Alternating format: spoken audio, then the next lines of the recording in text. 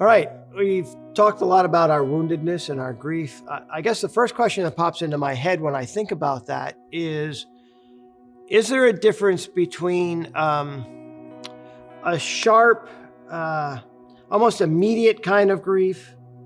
Something happens that you weren't expecting, bang, here it is, versus this kind of long-term experience of grief that we go through and we're still going through, at least at some level or not. Is there a difference in that, how we deal with that?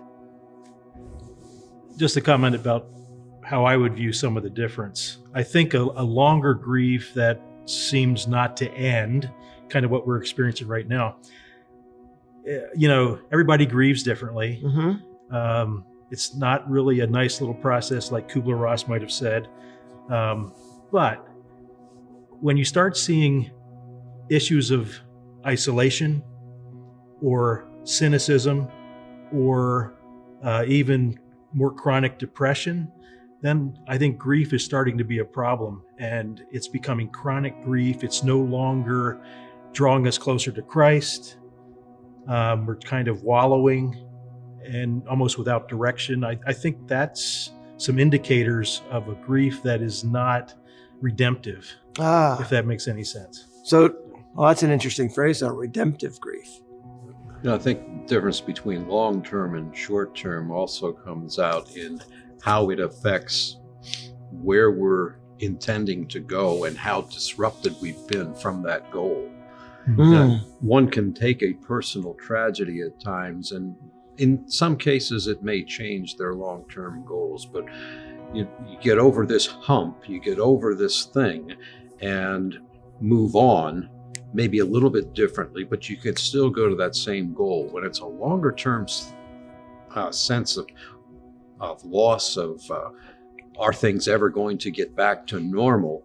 Where is it that I'm going? I think it has a greater tendency to change my long-term outlook and where I would like to see things going and what my ultimate goal really is. Mm-hmm. So what is that next normal really becomes a challenge. Yeah, and I think it's an we don't look at it this way, but prolonged grief is an opportunity to kind of like what Ken's implying. It's an opportunity to recommit ourselves to a different set of goals, maybe that scorecard thing. Yeah, maybe alter our expectations, maybe reaffirm our commitment to Christ, and acknowledge that our identity and our worth comes from Him as a child of His, and it's not, my identity's not wrapped up in all those meeting all those expectations that we put on each other as pastors and that kind of thing. And yet we still we grieve loss, as we've talked about. There's people that we've lost track of, or they've we just don't see. They don't communicate well with us. We have trouble tracking them down.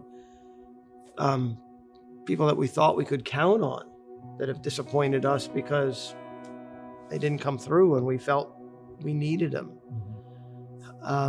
That becomes a struggle in dealing with them.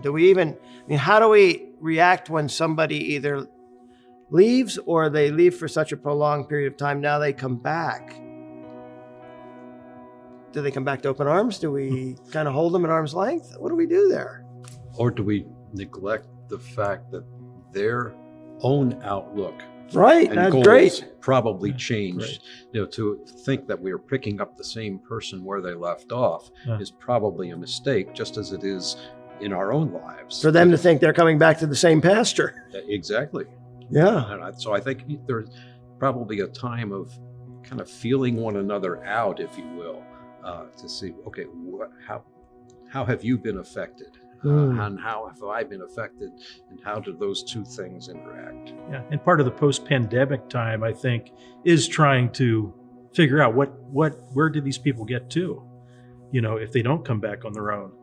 I also think too, I don't know, this is kind of an implied thing. I often wonder how our pastors are doing by themselves, grappling with these things by themselves. Do they have a cadre of like-minded, like-hearted people in the church that they can kind of let their hair down with. If they don't have it in the church, are they finding that kind of support outside of the church with, brothers outside? And for pastors and their spouses, Yeah. who are, I've often said, our spouses, I think as pastors, are more defensive than we are of ourselves. Spouses, families, children are all brought into this mix. And also more attuned to us too. Ah, I think it was Howard Hendricks that said something about, if you want to see how the family's doing, look at the wife, the spouse. She's the marriage manual. And I think that's very revealing during this pandemic time too. You can kind of tell how pastor's doing if you look at his partner, kind of thing, because she's going to feel the wear and tear that he's experiencing, and he would often bring home and that kind of thing. And I think that, that long-term impact obviously ripples out into the family also. So again, what we're saying, I think, is one of the aspects of this and what we've been going through for the last couple of years now, the whole idea of lamenting and realizing that, giving ourselves permission, but is also to be just aware of how it impacts our families, how it impacts our spouses, how it impacts our children, how it impacts the church. And for all of us to just be very, maybe I would say much more mindful and sensitive to each other. And self-aware. Yeah. All right, well, we'll continue that conversation the next time, and hope you'll stick with us as we develop this conversation a little bit further about dealing with the grief, dealing with the loss, dealing with the hurt that so many of us have experienced and continue to experience together.